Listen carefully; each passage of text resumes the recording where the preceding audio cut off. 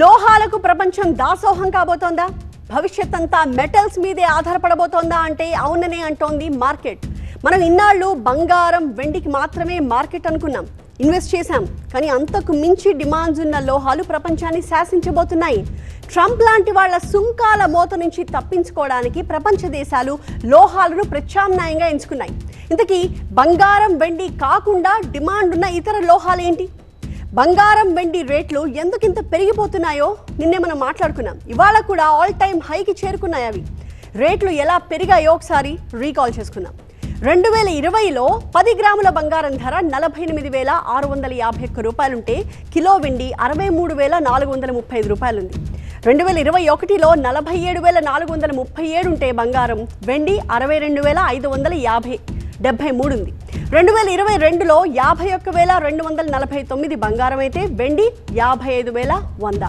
2023లో బంగారం 58,836 ఉంటే వెండి కిలో 78,600 ఉంది. 2024లో 77,000 బంగారం అయితే కిలో వెండి 95,700కి పెరిగింది.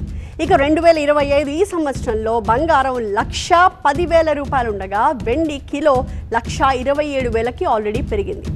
లోహాలు ఈ రీతిలో ఆల్ టైమ్ హైకి చేరుకోవడానికి పలు కారణాలు కనిపిస్తున్నాయి. ముఖ్యంగా ఈ రేంజ్లో గోల్డ్ అండ్ సిల్వర్ పెరగడానికి 3 ప్రధాన కారణాలు కనిపిస్తున్నాయి. ఒకటి, గోల్డ్ని కొనడానికి ప్రజలు ఆసక్తి పెంచుకోవడం. ఒకటైతే కేంద్ర బ్యాంకులు రిజర్వ్ నిల్వల్ని పెంచుకోవడం ఇంకో కారణం.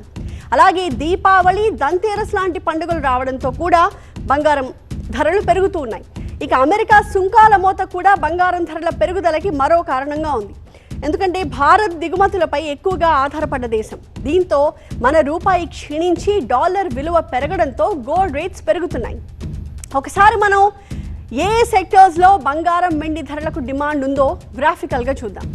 ఒకటి, 2040 నాటికి 4 రెట్లు పెరగబోతున్నాయి క్రిటికల్ మినరల్స్కి ఉన్న డిమాండ్. ఎలక్ట్రిక్ వెహికల్స్ బ్యాటరీలకు లిథియం, నికెల్ అండ్ కోబాల్ట్ చాలా కీలకం. 2050 నాటికి లిథియం డిమాండ్ 1500% పెరగచ్చు అంటున్నారు. సోలార్ ప్యానెల్స్కి సిల్వర్ అలాగే కాపర్ చాలా కీలకంగా వ్యవహరిస్తాయి.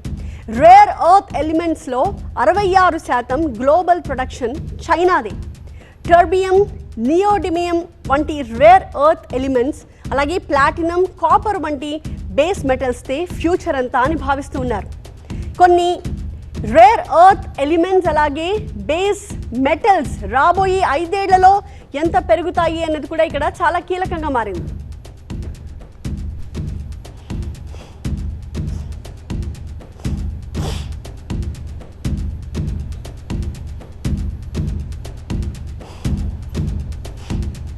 సో వచ్చే 5 ఇయర్స్లో కొన్ని రేర్ ఎర్త్ ఎలిమెంట్స్ అలాగే బేస్ మెటల్స్ రేట్స్ ఎలా పెరుగుతాయి అన్నది ఇక్కడ మనం ఒక చార్ట్ రూపంలో చూస్తున్నాము. 2025-30 మధ్య ఈ లోహాల మార్కెట్ ఊహించని విధంగా పెరగబోతోంది అని చెప్పి విశ్లేషకులు అంచనా వేస్తూ ఉన్నారు. ప్రపంచం చాలా వేగంగా మారిపోతోంది. ఫాసిల్ ఫ్యూయల్స్ నుంచి గ్రీన్ ఎనర్జీకి మారిపోయింది. Electric vehicles, solar panels, wind turbines వంటి టెక్నాలజీస్ ప్రపంచ ఆర్థిక వ్యవస్థని మార్చేస్తున్న సిచ్యువేషన్ని చూస్తున్నాం. ఈ మార్పు వెనక ఒక పెద్ద సవాలు ప్రపంచాన్ని శాసిస్తోంది. అదే rare earth minerals. Platinum, lithium, cobalt, nickel, copper లాంటి రేర్ ఎర్త్ ఎలిమెంట్స్ భవిష్యత్తుని శాసించబోతున్నాయి అని చెప్పి విశ్లేషకులు చెప్తూ ఉన్నారు. సో 5 ఏళ్లలో ఈ మెటల్స్కి ఉన్న డిమాండ్ ఏ రకంగా పెరగబోతోంది అనేది మనం చూస్తున్నాము. ఆ metals details copper, platinum, terbium and neodymium మనకు కనిపిస్తున్నాయి. 2025లో మార్కెట్ సైజ్ మనకి ఒక్కొక్క మెటల్కి ఎలా ఉంది, 2030 అయ్యేసరికి ఎంత పెరగబోతోంది. సో ఆ గ్రోత్ రేట్ మనకి పర్సంటేజ్ రూపంలో కనిపిస్తోంది.